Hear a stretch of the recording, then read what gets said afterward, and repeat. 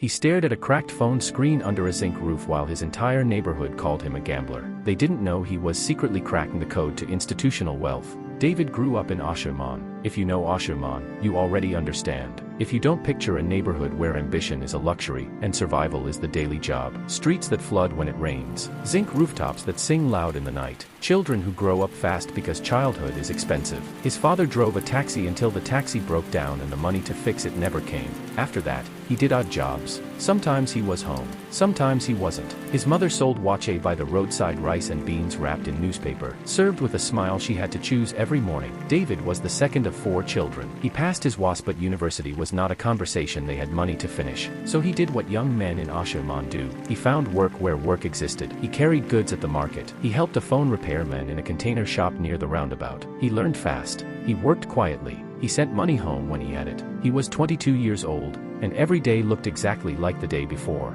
until the evening he borrowed a friend's laptop. His friend Kofi was watching a video. Some man in a clean shirt, sitting in front of 2 computer screens covered in colored lines and numbers, talking about gold prices, talking about oil, talking about currencies moving up and down like breathing, talking about money that moved without anyone carrying it. David sat down. He did not stand up for 3 hours. Something inside him shifted, not loudly, not dramatically, quietly, the way light changes in a room before you notice it has changed. He started searching. He read everything he could find on Kofi's laptop, then on the small screen of his own cracked phone. He learned words he had never heard: forex, commodities, pips, leverage, candlestick patterns, support and resistance. Strange words, foreign words, but they started making sense to him the way circuit boards had once made sense, slowly, then all at once. He opened a demo trading account with $12 he put together from 3 weeks of saving. 50 paise was here, 1 sati there. He lost it in 4 days. He opened another one. He lost that too, but he was reading. Every night, after the neighborhood went quiet and his siblings were sleeping and the generator down the street had finally stopped, David was reading. Watching videos on a screen he had to hold at a certain angle because the display was cracked on one side. He told nobody what he was doing. Not yet. He told his mother first. He didn't know why he told her. Maybe he needed someone to believe it with him before it became real. He explained it carefully, the way he always explained things, slowly, using examples she would understand. The price of gold, how it moved, how you could make money when it moved. She looked at him for a long time. Then she said, "David, go and sleep," he told his father the following week. His father had just come back from a job that paid less than he expected. He was tired in the particular way that tired men are tired, not in the body, but somewhere behind the eyes. His father said, "Is this the internet gambling thing? I have heard of it. Plenty of young men have lost money on it. Don't let me hear you are doing that," he told Kofi. Kofi laughed, not unkindly, but the way a friend laughs when they think you are chasing something small and calling it big. "David, those things are for white people and rich people. Leave it." The neighborhood had its own opinion too, which it shared freely, the way neighborhoods do. "He is gambling. His mother's watching money. He is going to spoil it. These internet boys, they will all end up with nothing." David heard all of it. He kept reading. What nobody saw was the work. They saw a young man on his phone. They did not see what was on the phone. They saw him sitting quietly in corners at funerals, at weddings, at family gatherings. They did not know he was watching a chart move in real time, studying it, asking himself questions, writing answers in a notebook he kept under his mattress. He worked the phone repair job during the day. Some months he added evening work offloading goods at a depot nearby. The money he made, he divided carefully. Some for rent, some for food, some for his mother, some a small, stubborn amount for trading. He lost money. He lost it in ways that would have broken other men. A trade that moved against him in the final hour. A position he held too long because he was afraid to close it. A day when the market moved so fast his phone couldn't load the charts quickly enough. After each loss, he sat with it. He didn't scream. He didn't quit. He opened his notebook and wrote, what happened, why it happened, what I will do differently. Then he went back. 2 years passed like this. He was 24, still living in 2 rooms with his family,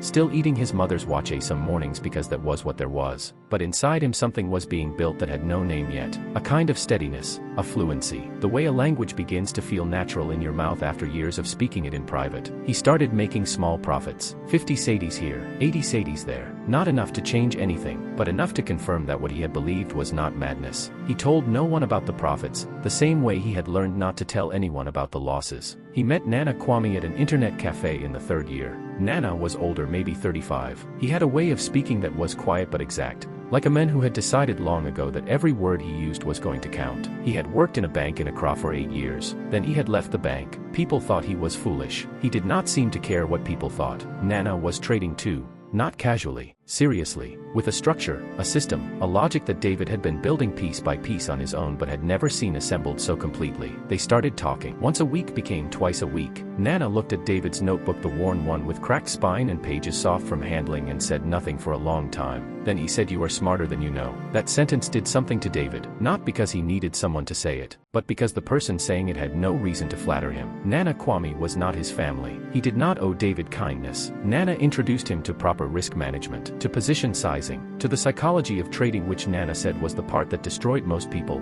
not the strategy, not the charts, but the emotions, the fear, the greed, the need to be right. The market does not care how smart you are, Nana told him. It only cares what you do when you are wrong. David wrote it down. He thought about it for weeks. In his 4th year, the numbers started changing, not dramatically, not in a single moment. Gradually, the way a season changes, you don't notice it happening until you look back and realize the air is completely different from what it was. He moved to a single room in Adenta, small but his own. He bought a second-hand laptop, not borrowed, his own, and set it on a wooden table by the window. He started trading with more consistency. He had rules now, and he followed them the way a religious man follows ritual. He did not trade when he was tired. He did not trade when he was emotional. He did not trade money he could not afford to lose. The phone repair work he reduced to 3 days a week, then 2. Then he stopped entirely. His mother noticed he was no longer asking her for anything. She did not ask him why, but he saw her watching him, the way mothers watch their children when they are trying to understand something they are afraid to hope for. His old friends in Ashaiman called him proud, called him quiet, said he thought he was better than everyone. He was not better than everyone. He was just busy becoming someone. He still came home on Sundays. He still ate wache at his mother's roadside table. But now he was the one pressing extra money into her hand before he left, quietly, without announcement. She always tried to give it back. He always walked away before she could.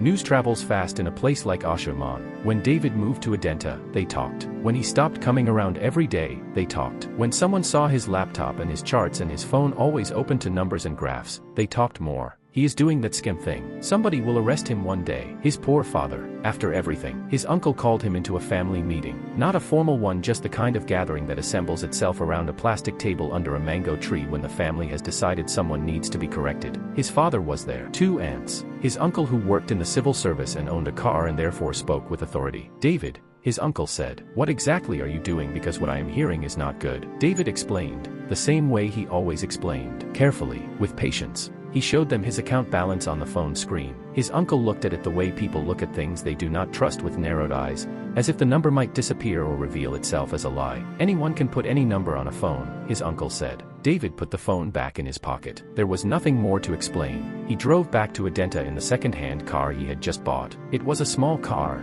slightly old, nothing impressive, but as he drove, he did not feel angry. He felt something cleaner than anger, certainty. It was a Tuesday morning in October. He had been watching a setup build for 11 days. He had notes on it. He had tracked the fundamentals, read the news cycles, marked the technical levels across 3 time frames. He had calculated his position size 4 times. He had slept on it, woken up, slept on it again. He knew what he was doing. He entered the trade, then he did something most people cannot do. He walked away from the screen. He went to buy Kenki from the woman down the street. He ate slowly. He came back. He did not touch the trade. He let it run. For 3 days, he did not touch it. On the 4th day, he closed it. The profit that entered his account was not a small number. It was the kind of number that takes a moment to process, the kind that makes you sit very still and breathe carefully, not from joy, but from the weight of confirmation, from the realization that years of quiet work have been real all along. He sat at his wooden table by the window. He did not call anyone. He cried a little, alone, in the way men cry when no one is watching, not dramatically. Just a few tears that came and left quickly, like rain that doesn't stay. Then he opened his notebook. He wrote the date. He wrote the trade details. He wrote, "It works. Keep going." The next 2 years moved differently. He scaled. He learned institutional strategies. He brought in capital from 2 investors who had watched him quietly and believed in the numbers before they believed in the story. He traded commodities, gold, oil, agricultural futures, with a precision that came from years of losing and learning and refusing to quit. He registered a company. He called it Osei Capital. The name was deliberate. He hired 2 young analysts, both from Ashaiman, both brilliant, both people the neighborhood had written off as dreamers. He trained them the way Nana Kwame had once guided him, quietly, exactly, with patience for the process. He launched a scholarship for young people from low-income communities who wanted to learn finance and investment. Not a large ceremony, not a press release. He transferred the funds, named the recipients, and said very little about it. His mother got a house. Not a mansion, a proper, solid house with a gate and a garden she could keep. She stood in the courtyard on the day she moved in and looked at the walls for a long time without speaking. Then she went inside to cook. That was all she did. She just cooked. He understood.